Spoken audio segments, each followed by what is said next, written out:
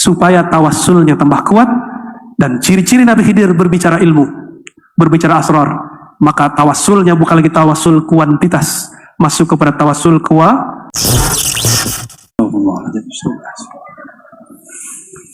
Assalamualaikum warahmatullahi wabarakatuh.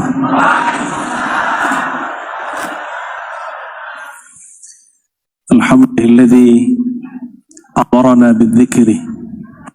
Asyhadu an la ilaha illallah wa asyhadu anna Muhammadan abduhu wa rasuluh. Allahumma salli wa sallim wa barik ala hadzal nabiyil karim Sayyidina Ahmad wa ala alihi wa ashabihi ajma'in. Amma ba'du. Puji syukur kepada Allah Subhanahu wa taala yang menakdirkan kami malam yang berkah ini hadir di tempat kita semua. Dan syukur kita tidak sah jika kita tidak berterima kasih kepada Rasulullah sallallahu alaihi wasallam. Maka kita katakan jazakallahu anka ya Rasulullah. Ibu Rektor yang saya hormati, Sohibul Bait, luar biasa, Ketua Muslimat plus Rektor, itu termasuk aneh, tapi unik.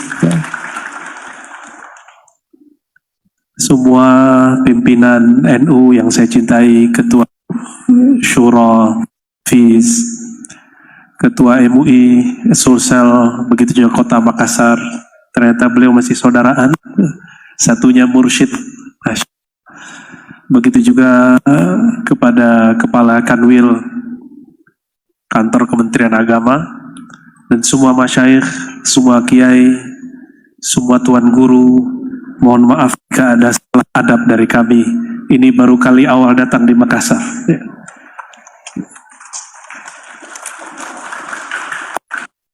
Tapi saya nggak terlalu khawatir karena adabnya orang sini hampir sama dengan adab orang kampung saya. Kalau orang Jawa nggak berani lewat kayak tadi, kayak Pansinyur tadi, depan kan. Tapi kalau orang kampung saya di Padang, di Makassar kayaknya biasa kan. Ya, kalau di Jawa coba kalau lagi muktamar NU, nggak berani, paling di bawah. Ya, hatta kita di kampus mahasiswa mau ke depan jongkok, kita yang suruh berdiri baru dia berdiri. Tapi itu khas NU sini, nggak usah dijawakan, ya.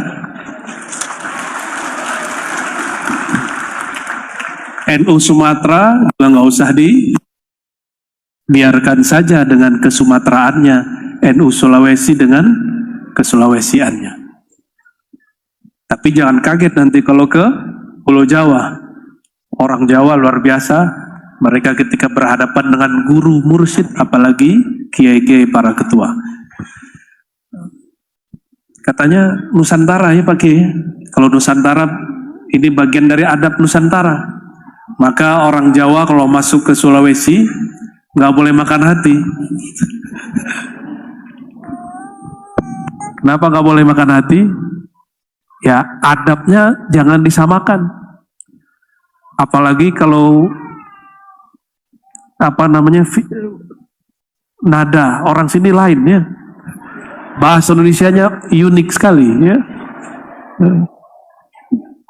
Tapi saya senang ya, alhamdulillah. Selamat kepada kita semua yang berahlus sunnah an-nahdiyah, karena sekarang banyak yang aku ahlus sunnah, maka perlu ditambahkan nisbat an-nahdiyah. Meskipun sebenarnya kata Ahlus Sunnah cukup menandakan bahwa kita ini akidahnya Ahlus Sunnah dengan manhaj Imam Abu Hasan al-Asy'ari al-Maturidi. Alhamdulillah saya pernah ziarah ke Imam al-Maturidi. Kita pakailah tradisi kita di sini, baca Yasin. Masya Allah. Saya bersaksi kepada Allah, itulah baca Yasin ternikmat selama saya hidup.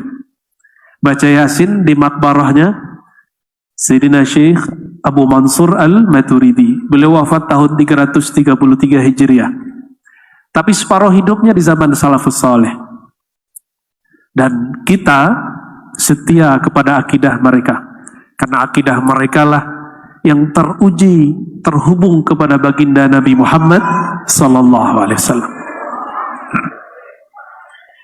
dalam ijma'nya ulama tasawuf itu ada ijma' wusulul abdi ilallah, syartu wusulil abdi ilallah, syarat usul seorang hamba kepada Allah adalah al-i'tiqad as-sahih, akidah yang sahih. Itu sebabnya di dalam kitab Imam Abu Mansur Al-Baghdadi, beliau mengatakan ketika ada orang menyebut Sufi Mu'tazili, beliau tolak itu. Apa katanya? Tidaklah bercampur akidah yang batil dengan hati yang jernih. Itu ungkapan beliau, ya. Dan kita bersyukur, jadi ternyata berahlus sunnah tidak cukup hanya berakidah. Ahlus sunnah Imam Asy'ari mesti ada penerapannya secara zahir dengan mazhab, dan kita memilih 4 mazhab, walaupun prakteknya di NU cuma 1, bener ya? Coba tes, subuh nggak kunut, bisa-bisa ulang sholat subuh. Padahal di 3 mazhab tidak berkunut tidak masalah. Cuma itulah secara praktis, secara tatbik dan amali, kita ahlus sunnah di Indonesia bersyafi'i. Dan yang paling mahal ada yang nomor 3.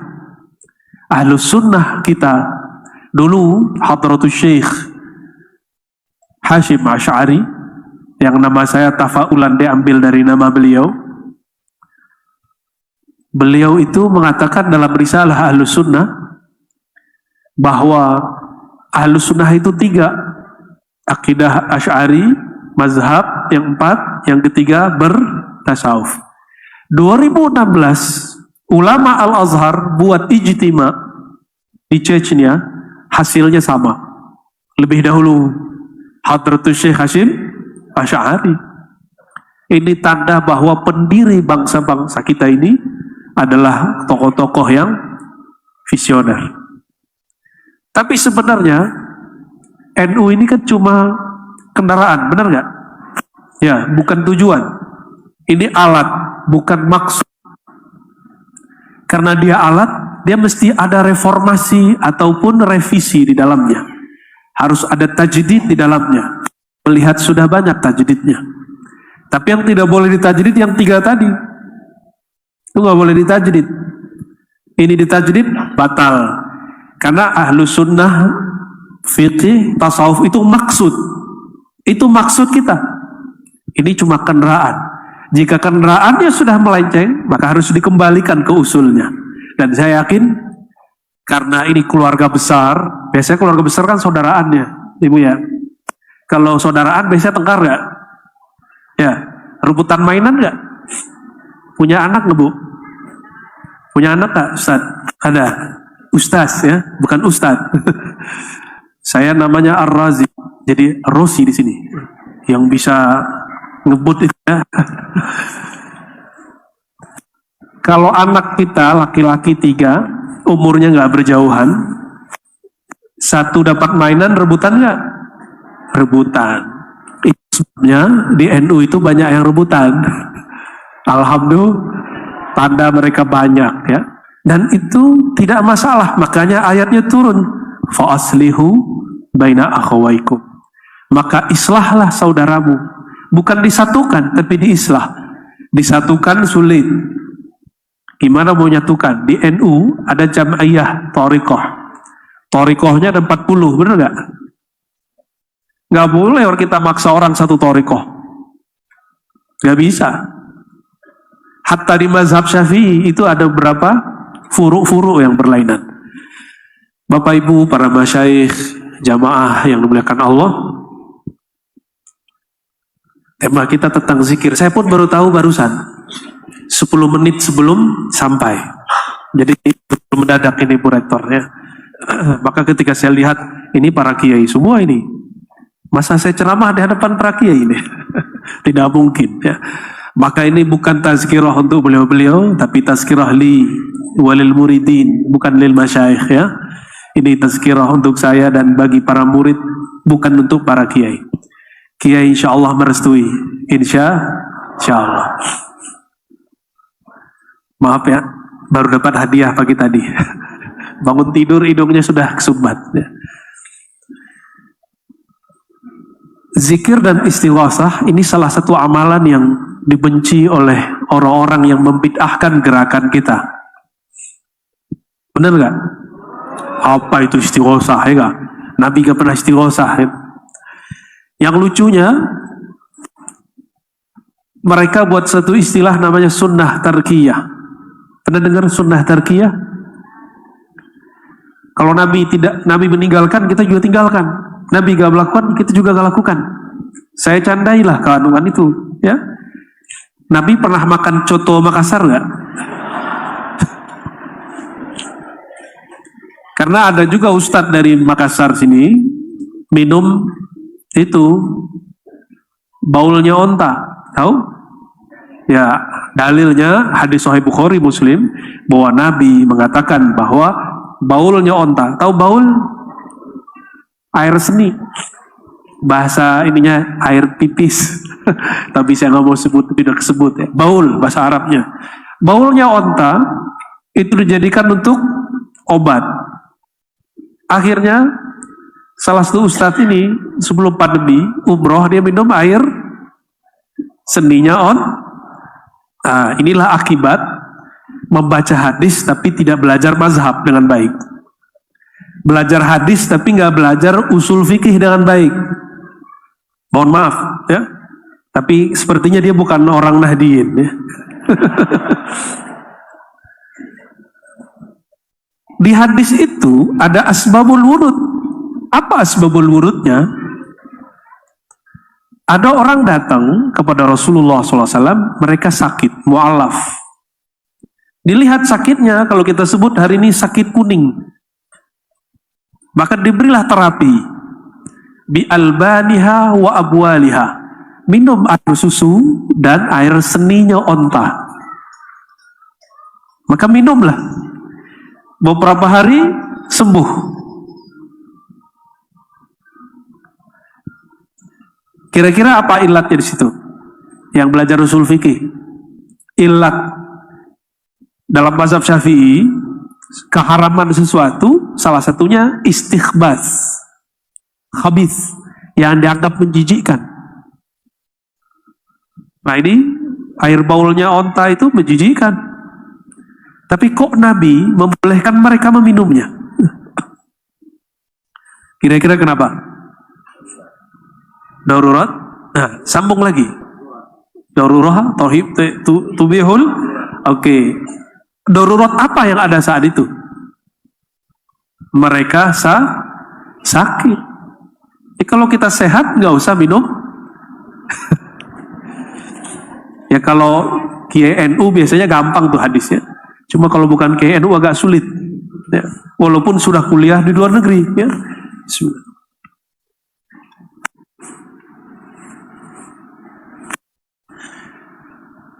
Nah, sunnah tarkiyah itu Nabi kalau tidak melakukan, maka kita nggak lakukan. Bercanda juga lah seorang kawan. Apa katanya? An-Nabi ma ya'kul lahmal baqar. Nabi tidak pernah makan daging bakor. Apa arti bakor? Sapi, al-baqarah. Sapi Terus kita nggak makan gitu. Jadi Nabi kalau nggak melakukan sesuatu, bukan berarti kita tidak melakukannya. Yang kita tidak lakukan itu yang Nabi at-tark bi ma'nal mana', yang Nabi larang atau Nabi makruh. Istighosah dan zikir, Nabi masih perlu istighosah nggak? Kalau Nabi juga perlu. Kenapa? Setiap nafasnya adalah doa. Setiap nafasnya zikir.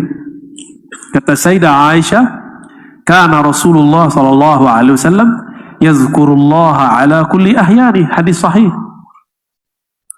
Nabi setiap nafasnya naik turun zikrullah ala kulli ahyan. Ahyan itu waktu. Waktu itu bagi ulama ahlullah disebut nafas.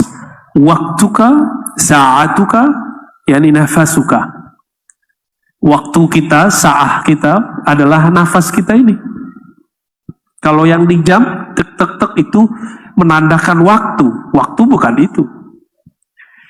Makanya Allah Subhanahu wa taala menyebut dirinya Anad Dahru, akulah sang waktu. Maka jika seseorang menyadari waktu yang ada dalam dirinya, dia sedang terhubung kepada Allah Subhanahu wa taala. Ada sebuah hadis qudsi yang mau saya bacakan, yang hadis ini sudah sering kita dengar. Hadis Imam Bukhari, Nabi SAW mengatakan, Allah berfirman, Ana jalisun man dzakarani. Aku adalah teman duduk, jalis. Jalis, duduknya lama, betah.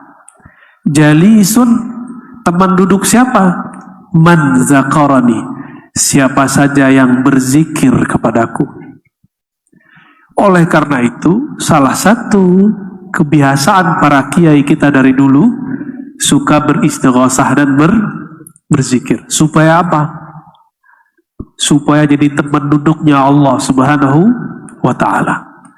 Gak usah khawatir, ini hadis. Ulama ahli sunnah sudah mengerti bahwa Allah itu bukanlah benda. Karena dia bukan benda, disebut duduk bukanlah duduk menempati suatu tempat. Karena Allah sudah ada sebelum tempat itu. Kira-kira Bapak Ibu, teman duduknya presiden keren gak? Dompetnya keren gak? Ya, teman duduknya menteri hebat gak? Teman duduknya ketua Tanfis, ketua Syuriah hebat gak? Teman duduknya mursyid orang manhab gak? Hatinya hebat gak? Pasti luar biasa. Orang yang bisa duduk bersama orang-orang besar, pasti dia orang besar. Jika Allah mengatakan Ana jalisun man dzakarani, aku teman duduk orang-orang yang menyebut namaku, orang-orang yang mengingat zatku, sifatku, af'alku. Kira-kira orang itu hebat gak? Jadi kalau mau cari orang hebat di dunia, itu bukan, mohon maaf, bukan pejabat-pejabat tinggi, ketua-ketua organisasi, tetapi orang-orang yang kolbunya makmur dengan zikrullah. Itulah yang kita cari. Orang-orang seperti itulah yang mesti diziarahi. Kita sowan setiap ada waktu kepada beliau. Kenapa?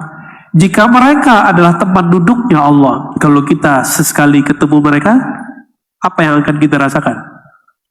Kita akan melihat nurullah di situ.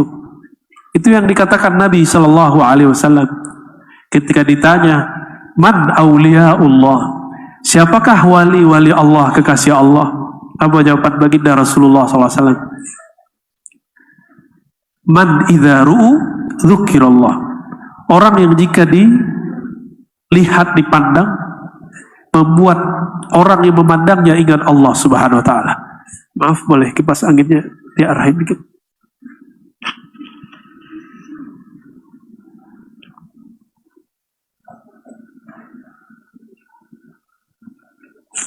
Ya, mohon maaf ya. Maaf Kiai kalau nanti gerah. Insya Allah kalau bahas hadis hilang gerahnya. Ya.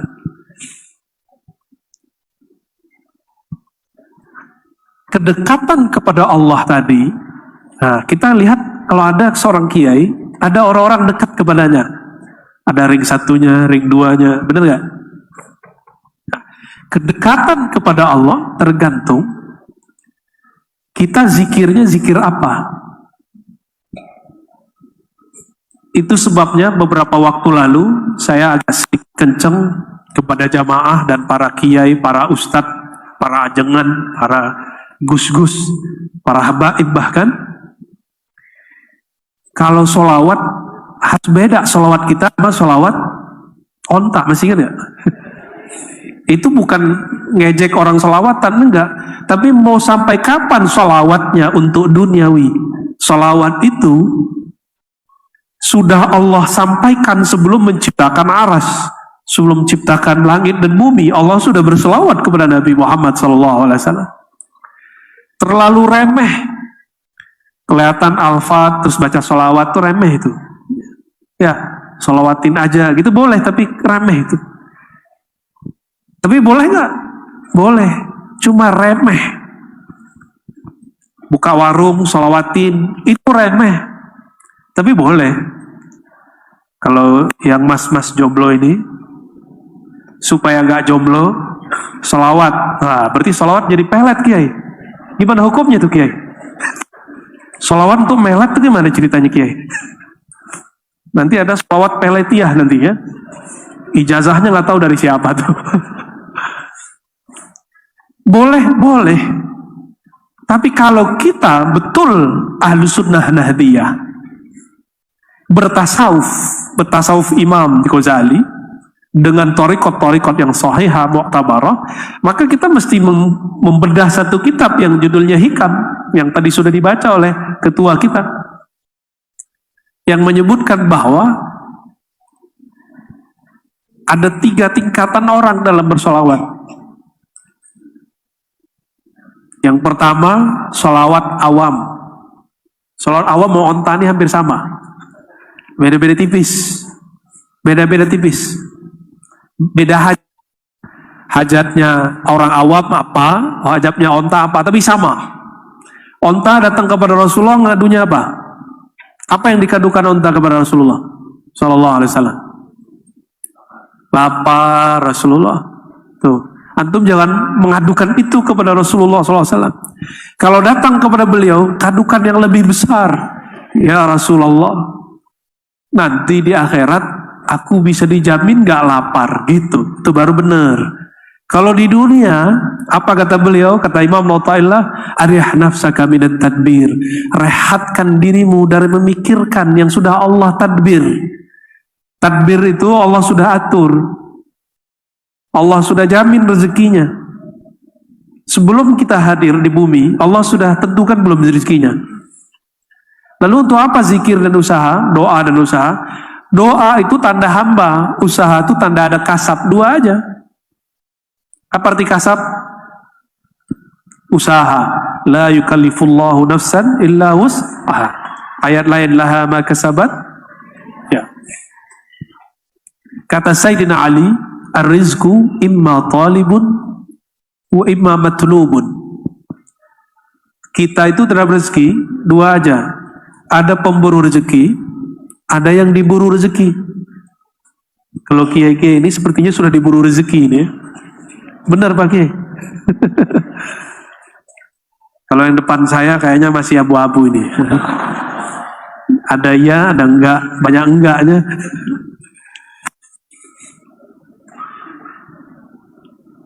Allah kalau kirim rezeki lebih canggih daripada pos, JNE, Tiki, kirim duit, kirim barang.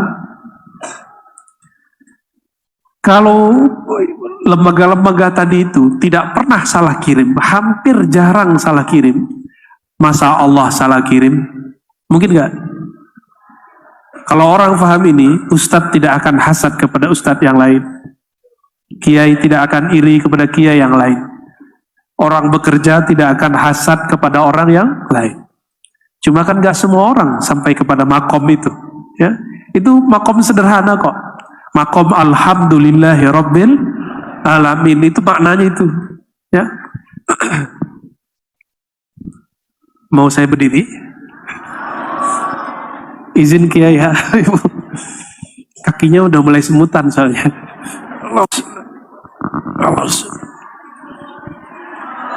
Allah baru kelihatan yang di pojok ya. Aslinya kaki saya semutan, bukan pengen lihat yang di pojok. Jika disebutkan ana jali, aku teman duduk, teman nongkrong, teman ngobrol, orang yang menyebut-nyebut namaku, maka ada tingkatan orang yang dekat kepada Allah. Ya, kalau tadi cuma nyebut-nyebut, nyebut itu gimana? Ya Allah, ya Allah, ya Allah, itu nyebut namanya. Ya, ada orang yang nyebut-nyebut nama Ibu Rektor. Ada orang di dalam kantor barengan sama Bu Rektor. Tinggian mana makomnya? Ya, di luar sebut-sebut Bu Rektor, Bu Rektor, Bu Rektor, Bu Rektor, Bu Rektor. Tapi di dalam kantor ada orang ngobrol. Kalau sudah ketemu, mungkin gak sebut-sebut nama Bu Rektor. Bu Rektor nanti nanya, kamu ada apa mas? Ada apa? Kesem-sem sama aku gitu. Jadi ternyata makom nyebut-nyebut itu makom pertama. Supaya hati ini terbiasa kepada yang punya nama. Ya. Ini ada yang muda-muda gak sih? Oh ada. Kalau yang muda-muda nih, kalau yang tua-tua saya udah paham. Pernah jatuh cinta gak yang jomblo-jomblo ini? Ya. Kalau jatuh cinta, oh ada mbak-mbak juga ya. Kalau jatuh cinta sama seseorang, cari-cari nama dia nggak di Google, di Facebook, Instagram, tuh kan cari-cari nama dia. Maka pertama kali kita membangun hubungan kepada Allah itu cari-cari nama di Google Kolbu. Jadi harus dibanyak-banyakin di sini, harus dibanyak-banyakin. Coba nih, ini yang jomblo nih, yang ada itu apa tuh? Lambang apa tuh? PMI, oh, lambang PMI. Ente anggotanya. Kayaknya wajahnya masih wajah-wajah SMA. Tapi ternyata udah mahasiswa ya. Ya, ngaku jomblo, orang-orang masih percaya nih ya. Kalau ente suka sama yang ono, nyari-nyari nggak di Google? Enggak, emang nggak ada di Google. Adanya di mana? Di Instagram ya. Nyarinya di mana? Di Instagram. Berarti ada cara berkomunikasi. Instagram, Facebook itu disebut thoriqoh. Cara membangun komunikasi kepada Allah SWT itu thoriqoh. Ya. Jadi kalau anak muda thoriqohnya ada Instagramia, ada yang baru-baru ini TikTok gitu ya. Pak Kiai tahu TikTok nggak Pak Kiai? Pak Kiai tahu TikTok tuh ambil rotan, alamu sini TikTok tuh baru tahu ya. Itu bid'ah semua Pak Kiai. Nabi nggak pernah main TikTok. Kalau kita sudah kenal, nah biasanya kita add dulu ya, benar ya? Di add dulu sama, di kolbu itu modelnya sama. Itu sistem yang dikatakan oleh Imam Ibn Arabi qaddatsallahu sirrahu dulu jauh-jauh hari, yang wafat tahun 638 Hijriah. Apa kata beliau? Manusia itu alam kecil. Maka sistem yang ada di alam itu ada semua di dalam diri manusia. Kalau dulu Imam Ibn Arabi nggak ada TikTok, jadi dia contohinnya pohon, air, disebutlah anasir yang 4. Sekarang anak-anak muda kita cerita anasir yang 4 dia bengong. Ini ngomong apa nih? Ya, padahal thoriqohnya orang Sulawesi dulu itu ngaji anasir yang 4. Syekh Yusuf Al-Makassari. Saya 2009 kan mengkaji risalah-risalah beliau yang ditulis di Sri Lanka, yang beliau sebut dengan negeri Ceylan. Jadi beliau itu dibuang ke Sri Lanka jadi guru, dibuang ke Jawa jadi guru, dibuang ke Cape Town jadi guru. Sama sih ya, orang Sulawesi sekarang di Jakarta jadi imam besar Istiqlal. Ya. Alhamdulillah ya. Ada yang jadi rektor kemarin, rektor PTIG sampai sekarang masih. Beliau juga tuh orangnya. Rektor IKI tempat saya ngajar itu orang Palu, ibunda Profesor Huzaimah. Mungkin para kiai ada yang pernah berguru kepada beliau. Berarti kita seperguruan kiai. Ya. Itu kalau saya ngomong apa dikit dia langsung tunjuk. Kamu jangan liberal. Oh, ternyata orang Usuluddin kalau berbicara dengan orang syariah harus hati-hati. Ya, benar nggak? Padahal insya Allah saya luar dalam Ahlus Sunnah, tenang aja, nggak akan masuk ke liberalisme, sekularisme, insya Allah nggak. Ya, ngaji akidah dari kecil sampai hari ini. Jadi kalau ada orang pura-pura Ahlus Sunnah pun kita tahu insya Allah. Ya, ada orang takiyah insya Allah ngerti. Nggak usah ngomong, lihat muka aja udah tahu. Ya. Orang yang mengatakan Tuhan di atas tuh paling gampang tahunya. Kelihatan di wajahnya tuh. Serius. Orang kerjanya dulu debat terus. Tapi emang begitu, gak boleh keras. Mereka tuh lagi mencari Tuhan. Ana jalisun man dzakarani. Maka kedekatan pertama yaitu zakara ismi, menyebut-nyebut namaku, menyebut-nyebut nama. Saya, nama kecil saya, ujung namanya Mbah Hashim, Hashim Ash'ari, nama kecil saya Ari. Waktu ke suatu tempat, itu orang manggil Arazi, saya nggak noleh. Kali ada Arazi di belakangku, jalan aja. Pas rame-rame, orang manggil Arazi, Arazi. Wah, kayaknya mah kita assalamualaikum, assalamualaikum. Ada satu nongol panggil Ari. Saya lihat, ini orang kok kayak kenal. Kami sudah tidak jumpa bertahun-tahun, dulu kecil. Langsung saya ambil, saya bawa ke dalam. Terobos kayak tadi itu, ya. Banser-banser kita terobos aja. Kamu masuk dalam. Kira-kira seperti itu. Apa rahasianya? Jadi menyebut nama itu ada nama yang umum, ada nama yang khas. Itu ke makhluk. Paham nggak maksudnya? Itu yang disebut al-ismul a'zam. Ada nama-nama di sisi Allah yang nama spesial, disebut al-ismul a'zam. A'zam itu agung. Jika Allah dipanggil, semua orang manggil ya Allah, ya Allah, ya Allah, orang manggil semua. Tapi jika dia dipanggil dengan nama a'zam, Allah akan langsung nanya, kamu mau apa? Gitu. Ya abdi, wahai hambaku, apa yang kau mau? Tapi kalau si hambanya bijak, mengatakan, ya Rabb, sebelum aku ada, engkau sudah tahu. Anta alim, qabla wujudi. Tapi kalau enggak paham, apa yang terjadi? Si hamba su'ul adab kepada Allah. Si hamba memberitahu hajatnya kepada Allah. Seakan-akan Allah belum tahu hajatnya, lalu dia beritahu. Su'ul adab enggak? Nah itu su'ul adab orang baca doa. Dia mengira doanya memberitahu Allah. Doa kita tidak pernah memberitahu Allah. Allah sudah tahu, belum berkalam Allah sudah tahu. Maka berdoa bukan memberitahu. Doa itu menunjukkan ubudiyah, kehambaan kepada Allah Subhanahu wa taala. Oleh karenanya Imam Abul Hasan Syazili itu thariqat asalnya Idrisiyah Pak Kiai.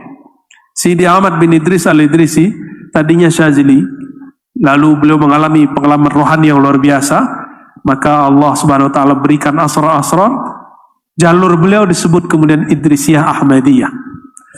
Ya.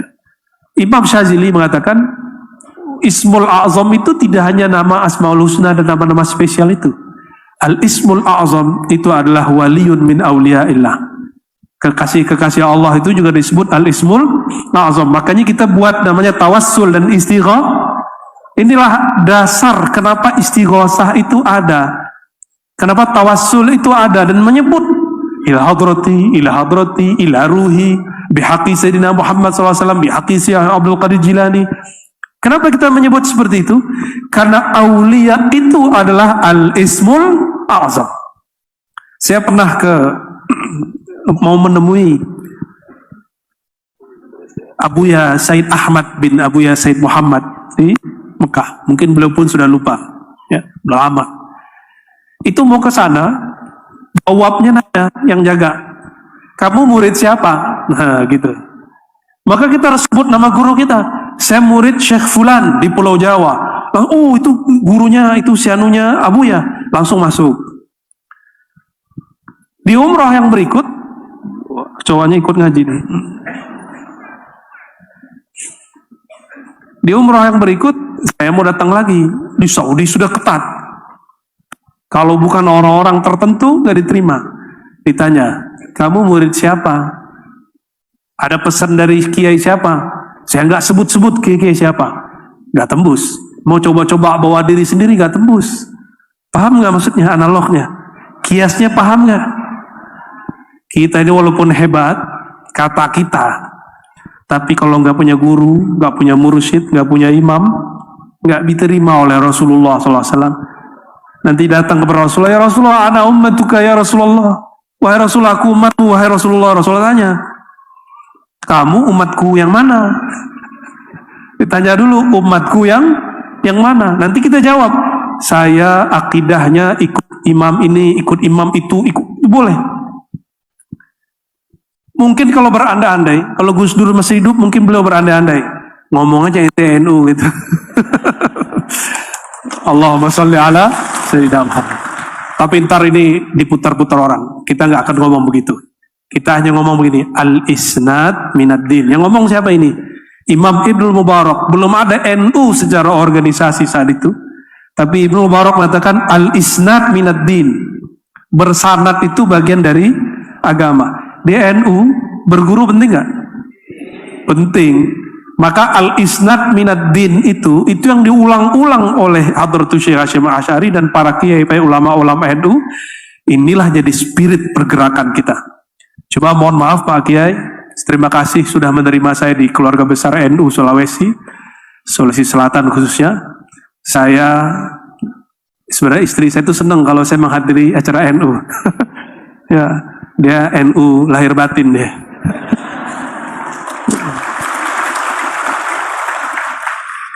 Tapi kalau saya minta istisyarah kepada kiai-kiai, udah kamu didakwah aja, dakwah ahli sunnah, tidak usah masuk organisasi. Maka untuk sementara saya tidak masuk dulu ke struktural kemanapun, cuma mendakwahkan spirit ahli sunnah wal jamaah. Ya, gimana? Boleh nggak? Allahumma sholli ala sayyidina Muhammad.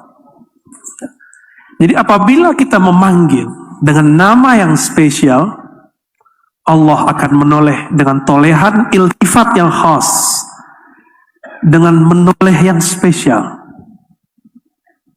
Itulah rahasia kenapa ada kiai-kiai tertentu yang Allah beri sir di kolbunya. Maka sir di kolbu seorang syekh, kiai, tergantung nama apa yang dia ulang-ulang di kolbunya. Saya punya guru, dia hanya ulang-ulang basmalah. Bismillah, bismillah, bismillah aja, mau ngapain bismillah. Dan kita melihat dia fana fi asma'illah. Dia fana asik dalam nama Allah Subhanahu wa ta'ala. Ada yang lebih tinggi lagi. Ya. Tadi asma ismul azam. Ada nama af'al, ada nama sifat, ada nama zat. Maka kedekatan orang kepada Allah ketika Allah mengatakan ana jalisun man dzakarani, aku teman duduk yang menyebut namaku, yang mengingat aku. Di situ disebutkan zakarani, mengingat aku. Aku yang mana yang dia ingat? Aku namaku, perbuatanku, sifatku, atau zatku. Yang mengingat Allah, zatnya, sifatnya, itu ring satunya Allah itu. Itulah para anbiya dan aulia. Kita kalau belum sampai di sana, minimal mengingat yang dua level ini, nama dan af'al. Ingat nama Allah, ingat perbuatan-perbuatan Allah. Pasti hafal ayat ini. Ya Bani Israel dzkuru ni'mati allati an'amtu alaikum. Wahai Bani Israel, ingatlah. Apa yang perlu diingat? Nikmatku kepada kamu. Nikmat Allah itu fi'lullah, perbuatan Allah. Cuma orang mengingat nikmat Allah itu ada dua. Ada yang mengingat nikmatnya, ada yang mengingat pemberi nikmat. Nah, ini beda lagi. Kalau yang ingat nikmat, gaji naik, dia bersyukur kepada Allah. Kalau gajinya tersendat, ngomong, saya udah sholat 5 waktu, udah istighosah, kurang apa lagi ya Allah? Gitu ya. Kalau ada orang-orang Nahdiyin gitu, saya meragukan kenahdiyinnya, ya. Berarti dia nggak ngaji hikam, ya. Dia nggak ngaji tasawuf. Bani Israel hanya ingat Allah perbuatannya, pemberiannya, tidak ingat sang pemberi. Sama dengan hubungan suami dan istri. Kalau hubungan mereka hanya hubungan memberi, kalau nafkah besar, istri senang. Kalau nafkahnya sedikit, istri kalau hubungannya cuma hubungan pemberian, bukan hubungan yang memberi dan yang diberi, maka cintanya nggak abadi. pemberiannya besar, cintanya besar. Kalau pemberiannya dikit, cintanya sedikit. Imam Ibnu Abbad menyebut orang seperti ini ikhlas versi ummal, pekerja keras. Versi siapa? Pekerja keras. Bahkan kalau kita sebut, mohon maaf, ikhlas karyawan. Ummal itu bisa diartikan karyawan juga. Orang pekerja, mohon maaf, jangan, boleh jadi pegawai, boleh jadi karyawan, tapi mental jangan karyawan dan pegawai. Kalau mental pegawai, gaji 13 baru semangat, bener. Kalau gaji 13 gak ada, tapi orang NU mah gak perlu gaji 13 ya. Tanya aja Pak Kiai. Bulan Maulid itu gaji 13 tuh. Allahumma sholli ala Muhammad. Ana jalisun man dzakarani. Aku teman duduk, teman ngobrol. Pernah punya teman hanya mau ngobrol kalau mau ngutang, ada nggak? Ada. Nah, Allah terima, kita terima, tapi muka kita agak gimana gitu sama dia ya. Kalau dia datang pasti minta ditraktir. Walaupun di dompet kita ada duit, tapi kita senang ditraktir, benar nggak? Kenapa? Tahadu, tahabu. Saling berbagi hadiah, kalian akan saling mencinta. Jadi jangan cuma senang ditraktir atau senang diutangin, ngutangin juga dan sebaliknya. Nah, apabila kita nggak suka dengan orang yang tadi, bosen. Jadi kalau ada orang begitu, cepet-cepet. Sama, jika ada orang meminta kepada Allah, rajin sholat, rajin zikir, istighosah, giliran ada hajat, itu cepat dikasih sama Allah, tapi Allah nggak melirik dia setelah itu. Mau seperti itu? Kalau Allah tidak melirik ke dalam kolbu, kita gelisah. Seperti seorang istri, ketika melihat suaminya mulai melirik yang lain, tidak melirik ke dirinya, itu istri gelisah nggak? Gelisah. Gelisahnya roh apabila Allah tidak menatapnya, itu lebih bahaya daripada gelisahnya seorang istri jika tidak ditatap suaminya. Paham mas? Ya, makan lirik mulu ya. Itulah makna ana ma'ahu idza dzakarani, itu sama. Maka di situ ada dua ibarat, ana jalis, ana ma'ah. Maka jalis itu namanya muraqabah mujalasah, belum ada di kitab. Yang ada di kitab muraqabah ma'iyah. Muraqabah ma'iyah, padahal ada hadisnya. Apa bedanya ma'iyah dengan jalis? Kalau muraqabah ma'iyah, merasa dibersamai Allah. Kalau jalis, ngobrol, lebih dekat. Jalisun man dzakarani, diajak ngobrol sama Allah. Saya mau tanya, kalau ngobrol sama, kalau misalnya sering berangkat pakai sopir driver Grab, itu obrolannya apa? Obrolannya macet, ya nggak? Ternyata macetnya sama dengan Jakarta. Ya, mungkin karena ada perbaikan jalan ya, semoga cepat selesai, amin. Ya.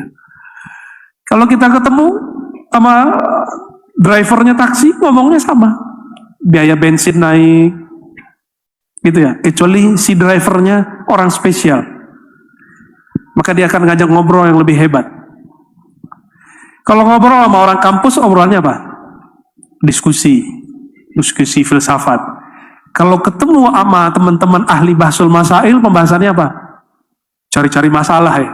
Bahsul mencari masail, masalah, cari-cari kesalahan orang, itu bisa tuh ya. Kesalahan ini, bid'ahnya ini, pelanggaran ini karakter ini kalau belum diobati pakai Ihya Ulumuddin, masuk jadi komisi fatwa di MUI, gawat itu. Serius, tanya kepada para kiai kita ini ya. Gawat itu kalau karakter bahsul masail belum dimandikan dengan hikmahnya Ihya Ulumuddin. Wajib Jadi siapapun yang belajar bahsul masail, coba cari guru mengaji Ihya Ulumuddin. Kalau menurut saya itu wajib. Karena manhaj kita bertasawuf Imam Ghazali. Biar tidak mengulangi kesalahan Imam Ghazali. Imam Ghazali sekali debat 300 orang bisa terdiam. 300 orang ulama diam, itu Ghazali itu orangnya. Maka beliau disebutlah Hujjatul Islam.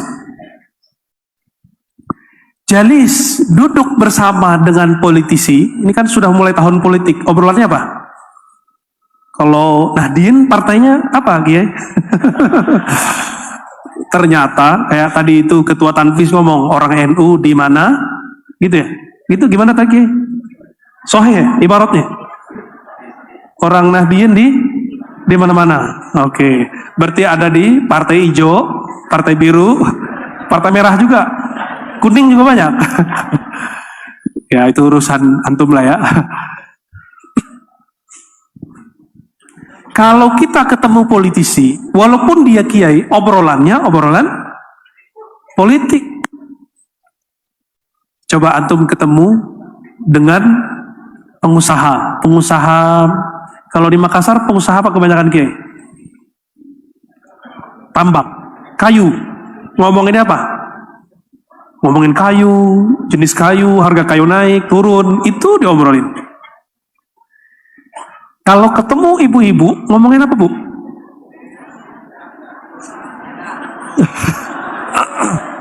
Ngomongin bedak ya. Jilbab gitu ya. Tas yang dibawa gitu ya.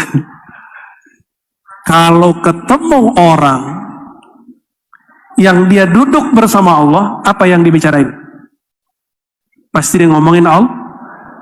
Kalau orang yang diajak berteman oleh Allah, jalis, teman duduknya Allah, teman ngobrolnya Allah, kira-kira obrolannya apa?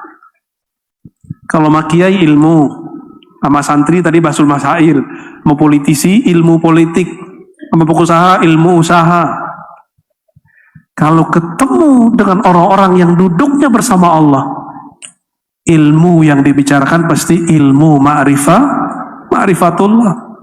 Pasti itu. Saya menandakan pergerakan saya di dalam dakwah Ahlussunnah itu, awal-awal sukanya ngaji hadis, karena 15 tahun khidmah hadis. Khataman kitab hadis. Hobinya apa? Ngomongin kesalahan ulama aswaja di Indonesia terhadap hadis. Tuh, hubungan saya tuh. Jadi setiap kali ngeliat, masa kiai salah nyebutin hadis? Masa kiai pakai hadis palsu? Begitu terus. 5 tahun sedang akidah. 5 tahun lagi tuh. 5 tahun berikut senangnya ilmu tasawuf. Kenapa saya begitu? Tergantung teman ngobrol saya siapa. Kiai yang saya temui siapa. Nah sekarang ini yang senang saya temuin dimanapun, kiai-kiai ngomong tasawuf. Di mana aja. Mau ke Jawa, mau ke Banjar, mau kemanapun, ke Sumatera, yang saya cari itu kiai yang ngomongin tasawuf. Ternyata lebih adem. Bener gak?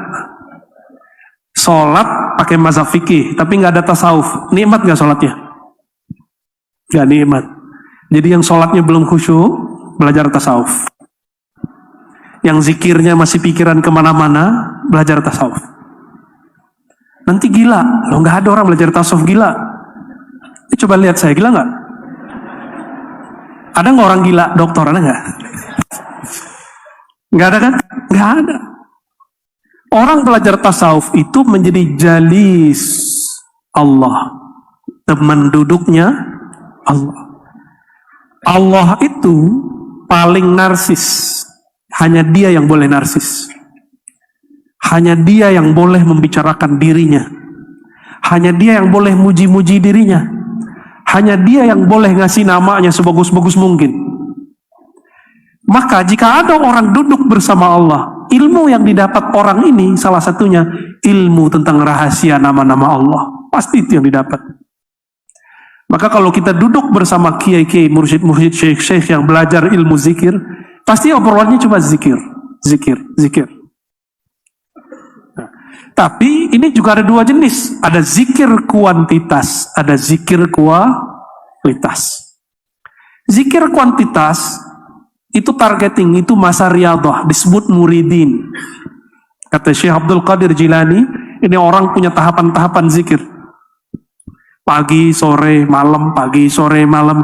Sampai tidak ada lagi waktunya, walaupun dia sedang ngajar, sedang kerja, sedang usaha, kalbunya tetap berzikir kepada Allah SWT.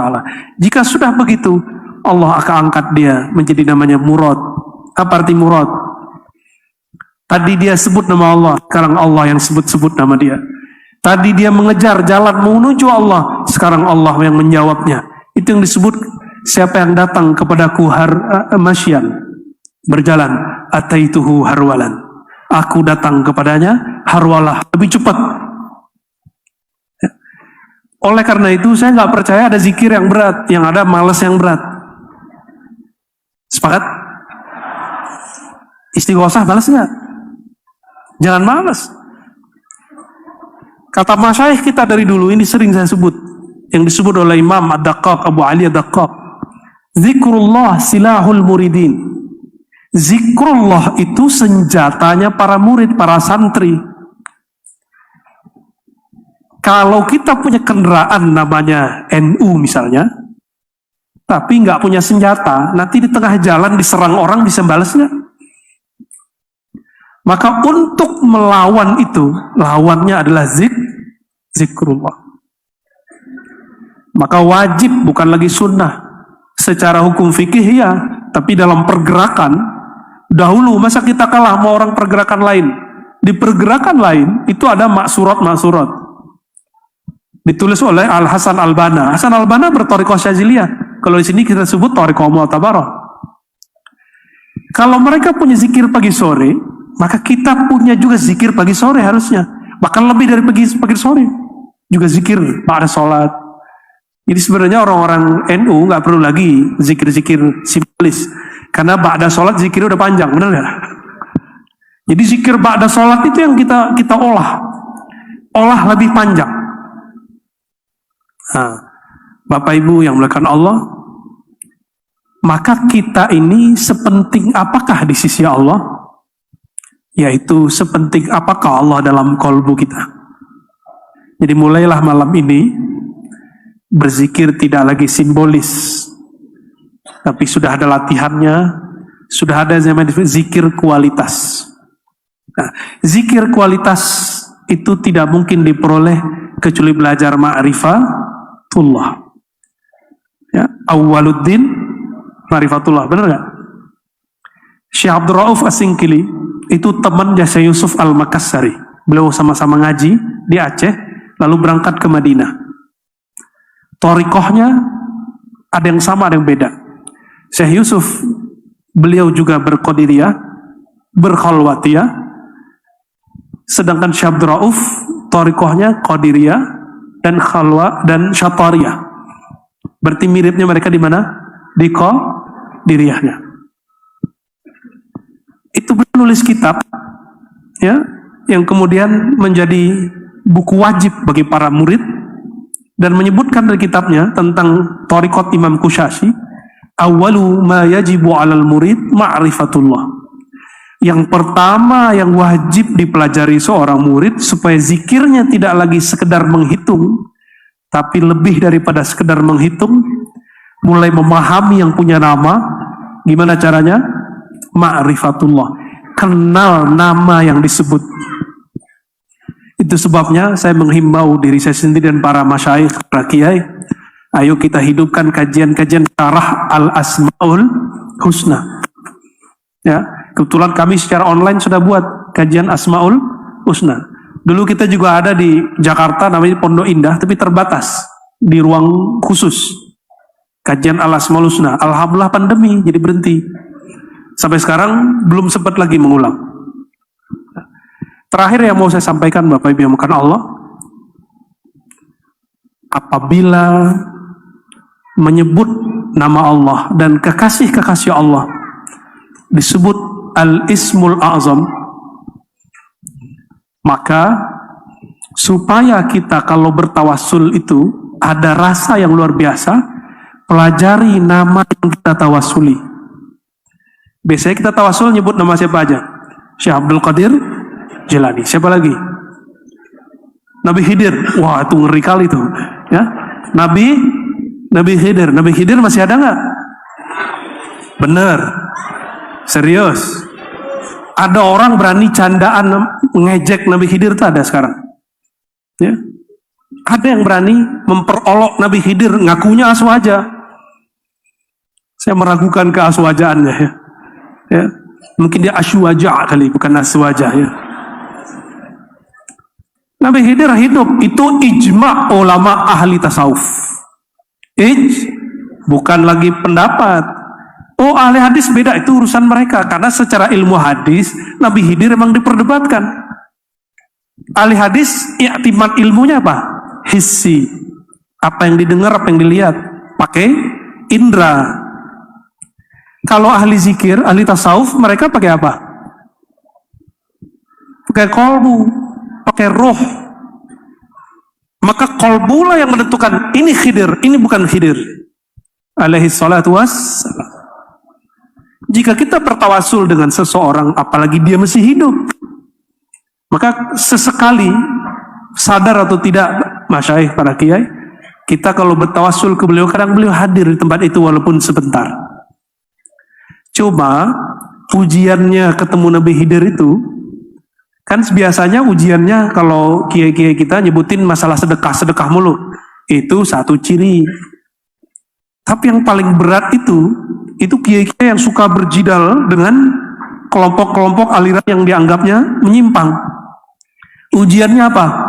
Jika Nabi Khidir nyamar jadi orang yang menyimpang, itu paling berat. Ujian Nabi Musa apa? Beliau mengatakan, ana a'lam, saya paling ngerti, paling berilmu. Ujian beliau siapa? Orang yang punya ilmu lain. Maka berdasarkan ini ada kaidah sirriyah, kaidah sir yang dapat kita ambil. Ujiannya orang-orang yang pewaris para nabi, ketika bertemu orang yang diberikan ilmu yang lain daripada dirinya, itu dia. Jadi kalau ketemu yang begitu, hati-hati, tidak boleh merendahkan. Ya, husnuzon kepada semua orang. Dan hindari mengatakan, oh di Makassar ini saya yang paling alim, itu hindari itu. Paling kalau ada yang ngomong yang paling sakti saya, waduh gawat ya. Tunggu ya. Biasanya langsung ada pelajaran habis itu. Kalau Allah masih sayang. Karena Allah sayang kepada Sayyidina Musa alaihissalam, Allah kemudian utuslah Nabi Khidir untuk ngajak orang yang paling alim ini ngobrol dengan yang alim dengan ilmu yang lain. Coba bayangin, Nabi Khidir melakukan hal-hal semua pantangan Nabi Musa. Maka itu kaidah yang kedua. Ujian Khidriyah itu, kita akan melihat amalan-amalan orang yang berlawanan dengan prinsip kita. Itu Khidriyah itu. Itu yang kita tawasulin itu, ya. Oh, ada teman saya dapat salam aja udah seneng banget. Dapat salam aja udah seneng banget. Tapi merendahkan Nabi Khidir, itu nggak benar, ya. Dan salah satu sir para kiai NU dari masa ke masa yang saya tahu adalah muhadatsah Khidiriyah. Itu tertulis dari kitab Khatul Aulia atau Siratul Aulia karya Imam Al-Hakim At-Tirmizi, imam ahli hadis semasa dengan Bukhari, Muslim, Ibnu Huzaimah. Apa kata beliau? Salah satu ciri aulia pendiri NU wali nggak? Benar nggak nih? Yang kenceng dong, pendiri NU wali nggak? Makanya mereka punya namanya Musabbaat Khidriyah. Diamalin nggak di sini? Ini kalau boleh usul kepada pemimpin-pemimpin zikir, majelis zikir, silakan amalkan Musabbaat Khidriyah. Musabbaat 7 Khidriyah dari Nabi Khidir. Disebutkan oleh Imam Ghazali bahwa Ibrahim At-Taimi ketika umrah, beliau bertemu Sayyidina Khidir setelah tawaf. Lalu ditanya oleh Ibrahim At-Taimi, "Man anta? Ente siapa?" "Ana Khidir." Kaget ya. Kalau gitu ajarkan saya. Diajarkanlah Musabbaat Khidriyah. Apa yang diamalkan dalam Musabbaat Khidriyah? Pertama, Al-Fatihah 7 kali. Ayat Kursi 7 kali. Apa lagi? Qul ya ayyuhal kafirun 7 kali. Qul wallahu ahad 7. Qul a'udzu falaq 7. Qul a'udzu binnas 7. Subhanallah walhamdulillah wala ilaha illallah akbar 7. Shalawat 7. Apa lagi? Istighfar 7. Lalu ada doa. Silakan cari di kitabnya. Ya. Itu doa luar biasa. Allahumma fa'al bi. Ya. Itu kalimat kepasrahan Nabi Khidir kepada Allah Subhanahu wa taala. Ya. Allahumma fa'al bi wa bihim ma anta ahlun wa la ta'fal bi wa la taf'al bina ma nahnu ahlun. Pendek doanya. Lalu disebutkan nama Ismul Azam. Jadi supaya tawasul khidriyahnya kuat, setahu saya dulu para masyayikh ketika mau istighosahan, mereka baca namanya Musabaat Khidriyah. Baca itu. Ya. Silakan diamalkan. Kalau kurang mantap minta ijazahnya ke ulama-ulama di Jawa, ya. Di Kediri, di Jombang itu banyak yang ngamalin, ya. Cuma yang punya sanad Ihya Ulumuddin sudah bersambung kepada beliau. Ya, saya yakin beberapa masyayikh kita di sini memegang sanad Ihya Ulumuddin. Di jilid pertama bagian zikir di situ disebutkan supaya tawassulnya tambah kuat dan ciri-ciri Nabi Khidir berbicara ilmu, berbicara asrar, maka tawassulnya bukan lagi tawassul kuantitas, masuk kepada tawassul kualitas. Semoga Allah memberkahi pergerakan ini, memberkahi ulama-ulama Nahdliyin, ulama-ulama yang berjuang untuk ahlus sunnah wal jamaah. Demikian dari kami. Wassallallahu ala sayyidina Muhammad. Assalamualaikum warahmatullahi wabarakatuh.